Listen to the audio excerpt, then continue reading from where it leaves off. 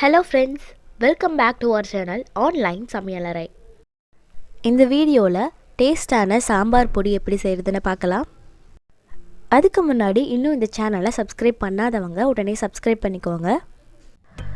மஞ்சக்கோம்பு, சீரகம் 2 spoon, 1 spoon அரிசி, கொஞ்சமாக வெந்தயம், கடலைப்பருப்பு 50 கிராம், கருவேப்பிலை கொஞ்சமாக, பெருங்காயத்தூள் கட்டி பெருங்காயமாக எடுத்திருக்கேன், துவரம்பருப்பு 50 கிராம், 1 ஸ்பூன் அளவுக்கு மிளகு, கொஞ்சமாக காஞ்ச மிளகு எடுத்திருக்கேன், அதுக்கப்புறமா 50 கிராம் கொத்தமல்லி எடுத்திருக்கேன்.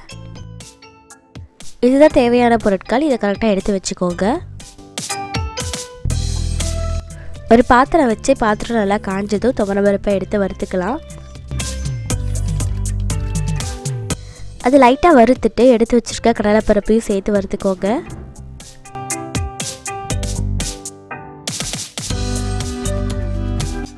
ஓரளவுக்கு வறுபட்டதுக்கு அப்புறமா எடுத்து வச்சிருக்கிற மிளகையும் அரிசியையும் சேர்த்துக்கலாம். 1 ஸ்பூன் அளவுக்கு வெந்தயமும் 2 ஸ்பூன் அளவுக்கு சீரகமும் சேர்த்துக்கலாம்.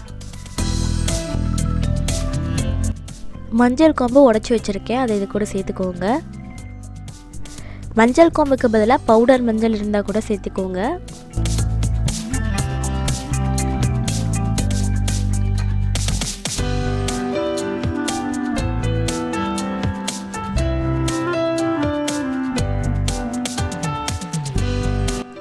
இது நல்லா வறுபட்டது. இது வேறு பாத்திரத்தில் மாற்றிக்கோங்க. அதே கடாயில் லைட்டாக எண்ணெய் ஊற்றிட்டு எடுத்து வச்சுருக்க கட்டி பெருங்காயத்தை சேர்த்து வறுத்துக்கலாம். கட்டி பெருங்காயத்துக்கு பதிலாக நம்ம நார்மலாக யூஸ் பண்ணுற பெருங்காயத்தூள் கூட சேர்த்துக்கலாம். இதை வறுத்துட்டு ஏற்கனவே வறுத்து வச்சுருந்த இன்க்ரீடியன்ட்ஸ் கூட சேர்த்துக்கலாம்.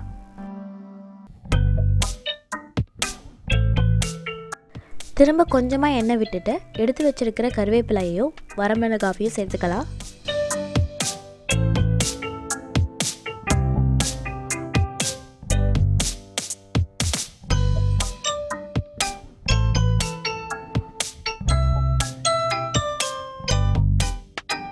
அதை வேறு பாத்திரத்தில் மாற்றிட்டு திரும்ப அதே கடாயில் நம்ம கொத்தமல்லியை சேர்த்து வறுத்து எடுத்துக்கலாம்.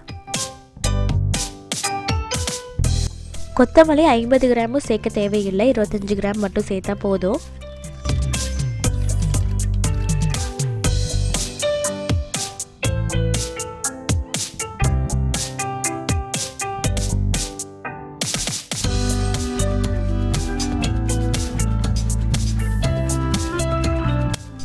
பாருங்கள் ஃப்ரெண்ட்ஸ், நம்ம வறுத்த இன்க்ரீடியன்ட் எல்லாமே நல்லா வறுபட்டு இருக்கு. இந்த ரேஞ்சில் எல்லா இன்க்ரீடியண்ட்டும் வறுபட்டு இருக்கணும், அப்போ தான் மசாலா வந்து டேஸ்ட்டாக இருக்கும். இது சூடு ஆறுனதும் மிக்ஸி ஜாரில் சேர்த்து அரைச்சி எடுத்துக்கலாம்.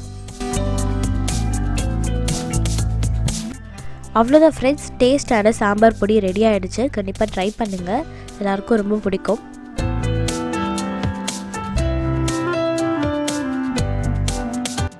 இந்த சேனலோட வீடியோஸை நீங்கள் தொடர்ந்து பார்க்கணுன்னா உடனே இந்த சேனலை சப்ஸ்கிரைப் பண்ணி பெல் ஐகானை கிளிக் பண்ணி ஆல் செலக்ட் பண்ணிக்கோங்க. அப்போ தான் நான் அப்லோட் பண்ணுற ஒவ்வொரு புது வீடியோவும் நோட்டிஃபிகேஷன் மொபைலுக்கு வந்து சேரும்.